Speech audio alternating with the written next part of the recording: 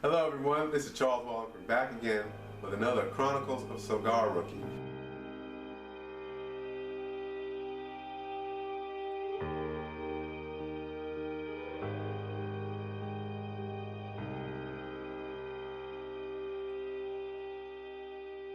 This video is about my 20 cigars in.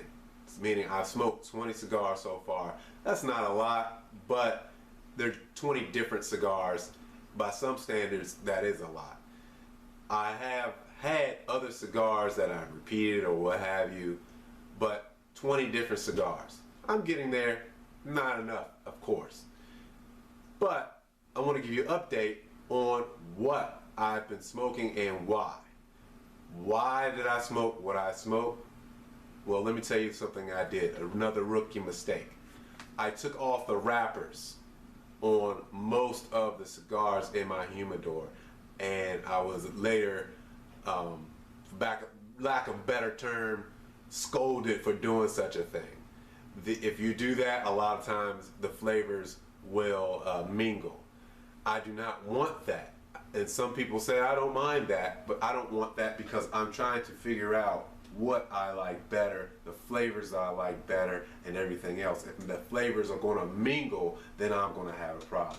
And it doesn't happen overnight, it happens over time. So I was fine, and the flavors still maintained their continuity in the cigar. But I want to go over the cigars that I did that first, meaning the cigars I smoked because I took off the wrapper. So these cigars, the first one was the Graycliff G2. The Graycliff G2, like the others I'm going to talk about, came with my humidor as part of a deal from Cigar International. That Graycliff G2 was a pretty good cigar. I wouldn't mind having that in my humidor again. I don't know if I'd go out and purchase it exactly and look for it and everything else, but if someone gave it to me or it was part of a deal, I'd definitely go for it. I wouldn't mind going for that G2, that Graycliff G2. The next one was a Gurkha Legend. Again, I took the wrapper off of that one. The Gurkha Legend was another cigar that came part of that deal from Cigar International, where they came with my humidor. That one I did not care for as much. I honestly did not enjoy smoking that cigar like I thought, and I kept smoking it because I said, okay, we all know cigars flavors could turn from each third. They have different flavor every third.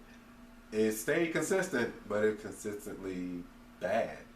And another thing, it stayed on my mouth. I can't stand when a cigar stays on your mouth all day. Like sometimes when you have bad coffee, that flavor will stay in your mouth all day. I don't like that at all. And that one did that.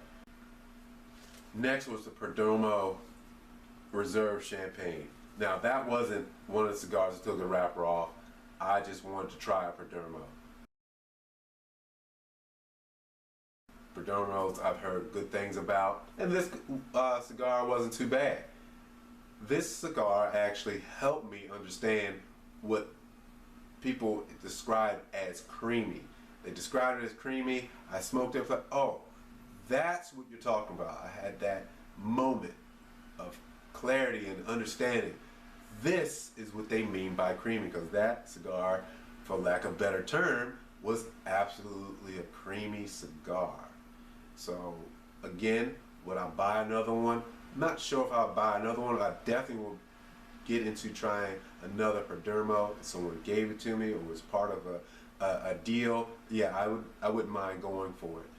No, I wouldn't buy a box or anything like that. Not at all. At least not now. Then I had a Macanudo, if I'm pronouncing it right, Macanudo-Hyde Park. The Macanudo-Hyde Park wasn't too bad. Very, very, very mild. Wasn't as mild as that Rocky Patel 1999, but it was very mild, and it's a little bit too mild. If I'm gonna have a mild cigar in my humidor, it's gonna be that G2 or something along those lines, or that Insidious. Insidious would be a perfect mild cigar to have in your humidor. Then I went on to, because I have notes here, that's why I'm looking down. I'm not trying to be something that I'm not. I have notes. Then I had the Rocky Patel Royale. That Rocky Patel Royale was not part of that group of cigars that I took the wrapper off. I only had maybe one or two left that I removed the wrapper and threw in my humidor. So I did what I wanted to do, but that Rocky Patel was not one of those that I needed to get rid of, for lack of a better term. I wanted to give Rocky Patel another chance, and of course, my good friend StyleCon suggested it to me, and I really enjoyed it. I enjoyed that cigar a lot. I definitely would buy that cigar as a single, no question. Again, would I go out and get a box of it? I don't know.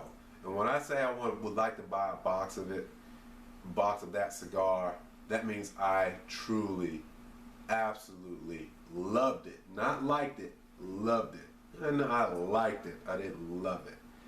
But it really helped me to get a better or a different feeling about Rocky Patel, because my only experience with Rocky Patel was a Rocky Patel 1999 Connecticut.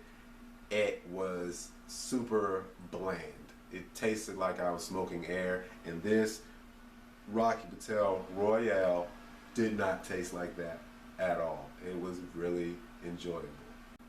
Well, that's it for the update of the cigars I smoke, but I want to show you one more thing. In my last video, I told you I was going to get a new lighter. I did. I purchased that new lighter right after I shot the video. Right after I shot that video, got a new lighter, and here it is. There you go, right there, real good. Works every time, right? Works every time, except that first time. And then it is by Jetline. Turn that a little bit so you can see Jetline.